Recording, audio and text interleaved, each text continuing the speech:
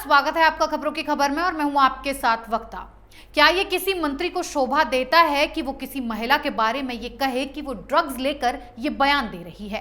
कंगना रनौत ने ऐसा क्या कर दिया कि सारा विपक्ष, लुटियन गैंग और सेकुलर इंडस्ट्री के लोग उसके पीछे पड़ गए? कंगना ने तो सिर्फ यही कहा कि असली आजादी 2014 में मिली, जब देश में प्रधानमंत्री नरेंद्र मोदी की सरकार बनी। वैसे इनकी हिपोक्रेसी देखिए। जेएनयू में जब आजादी के नारे लगते हैं कि हमें चाहिए आजादी, तो इसे अभिव्यक्ति की आजादी बताकर डिफेंड किया जाता है। यही कंगना कहती है तो इन्हें मिर्ची लग जाती है। क्या इस देश में बोलने की आजादी किसी एक खास जमात को ही है?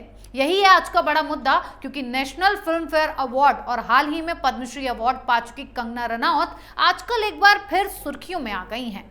यही है आज का बड़ा मुद्दा, क्योंकि नेशनल फिल्म फेयर अवार्ड और हाल ही में पद्मश्री अवार्ड पा चुकी कंगना रनौत आजकल एक बार फिर से सुर्खियों में आ गई हैं। उनके सुर्खी में रहने का कारण उनकी कोई फिल्म या उनका कोई ट्वीट नहीं है, बल्कि इस बार उनका एक बयान है। एक निजी न्यूज चैनल को दिए इंटरव्यू में कंगना रनौत ने कह दिया कि 15 अगस्त 1947 को मिली आजादी आजादी नहीं थी, बल्कि एक भीख थी। असली आजादी तो साल 2014 में मिली। कंगना रनौत का ये बयान क्या आया, सेक्युलर गैंग, अवार्ड वापसी गैंग और लुटियंस मीडिया बिलबिला उठा।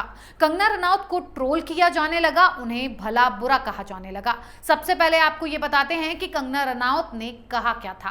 कंगना रनौत ने कहा था कि 15 अगस्त 1947 में हमें आजादी नहीं मिली, बल्कि कांग्रेस के रूप में ब्रिटिश सरकार का एक्सटेंशन था। उस वक्त माउंटबेटन लंबे समय तक भारत में रहे थे। कंगना रनौत के इस बयान पर एनसीपी नेता और महाराष्ट्र में मंत्री नवाब मलिक ने निशाना साधा और अमर्यादित बातें भी की। नवाब मलिक ने कहा कि कंगना रनौत को गिरफ्तार करके पद्मश्री सम्मान वापस लिया जाना चाहिए।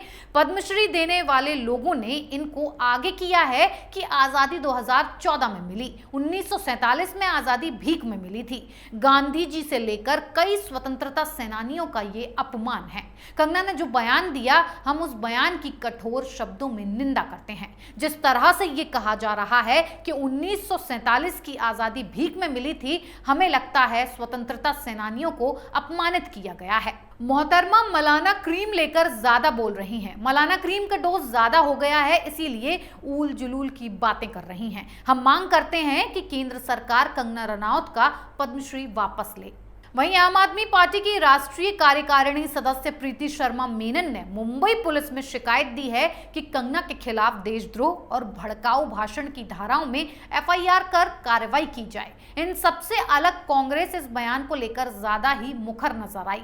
कांग्रेस के नेताओं ने इसे देशद्रोह बताते हुए शहीदों का अपमान बताया।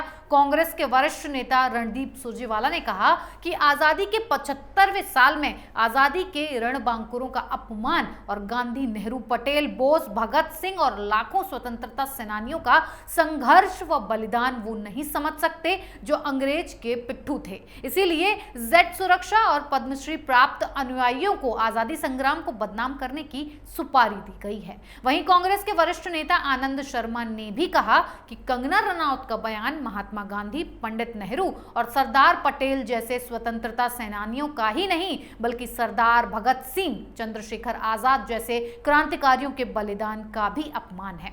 उन्होंने ये भी कहा कि प्रधानमंत्री को अपनी चुप्पी तोड़नी चाहिए और देश को बताना चाहिए कि क्या वो कंगना रनौत की राय का समर्थन करते हैं। अगर नहीं करते हैं तो सरकार को ऐसे लोगों के खिलाफ उचित कानूनी कार्रवाई करनी चाहिए। शर्मा ने जोर देकर कहा कि माननीय राष्ट्रपति को कंगना से तत्काल पद्मश्री सम्मान वापस लेना चाहिए। ऐसे सम्मान देने से पहले मानसिक हालात का आकलन होना चाहिए, ताकि ऐसे लोगों को ये सम्मान नहीं मिले जो देश और उसके नायकों का अपमान करते हैं।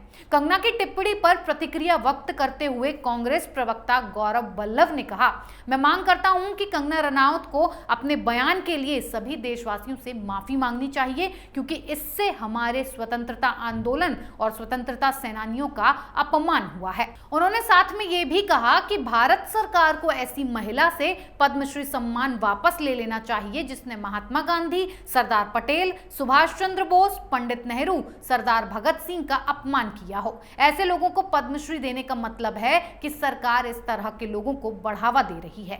वल्लभ ने यह आरोप लगाया कि कंगना का बयान देशद्रोह है। वहीं कांग्रेस नेता सुप्रिया श्रीनेत ने कहा कि हमारी आजादी को भी कोई मानसिक विक्षिप्त ही कहेगा। वो आजादी जिसके लिए लाखों ने अपने प्राणों की आहुतियां दे दी, खैर उनसे और क्या आशा।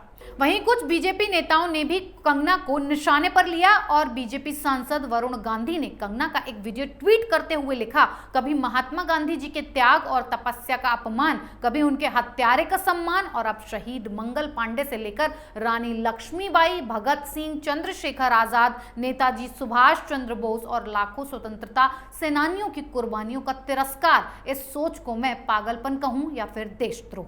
इन तमाम आरोपों के बीच भी कंगना ने कहा कि वो जो बोल रही हैं सही है। वरुण गांधी को झन्नाटेदार जवाब देते हुए कंगना ने एक पोस्ट डाली। कंगना ने इंस्टाग्राम स्टोरी पर वरुण गांधी के ट्वीट के साथ अपनी बात रखते हुए कहा, मैंने 1857 के देश के पहले स्वतंत्रता संग्राम का भी जिक्र किया था जो नाकामयाब रहा था, जिसके कारण ब्रिटिश का अत्याचार और क्रूरता और बढ़ गई थी। हालांकि लगभग 100 साल बाद हमें गांधी जी के भीख मांगने पर आजादी मिली, जा और रो अब। कंगना के बयान पर बवाल मचाने वाले उन जेएनयू के टुकड़े टुकड़े गैंग पर भला चुप क्यों थे?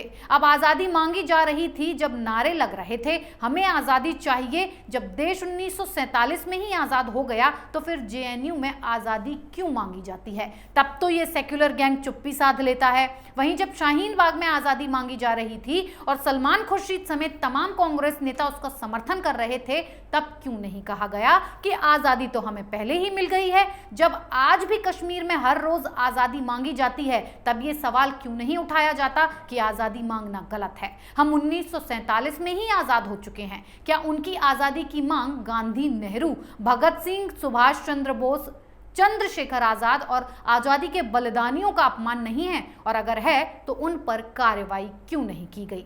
क्यों कन्हैया कुमार को कांग्रेस का सिपाही बताते हुए पार्टी का सदस्य तक बना दिया गया? मतलब ये देश में आजादी के नारे लगाओ और सेक्युलर गैंग को ज्वाइन कर लो। आपके साथ खून माफ हैं, यही कोई दूसरा करे तो उसे नशेड़ी बता दो। नवाब मलिक जैसे लोगों को ये पता होना चाहिए कि देश बदल गया है और जनता सब कुछ देख रही है और समझ भी रही है।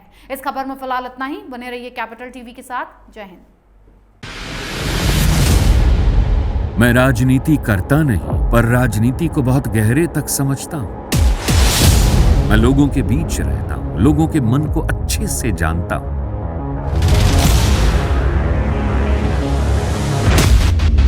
पब्लिक और पॉलिटिक्स की हर नब्ज को खूब पहचानता हूं। संघर्ष की सियासत से सत्ता के सिंहासन तक मैं हर खबर से खरा सच निकालता हूं। ना कोई दौड़, ना कोई race. Capital TV, Uttar Pradesh.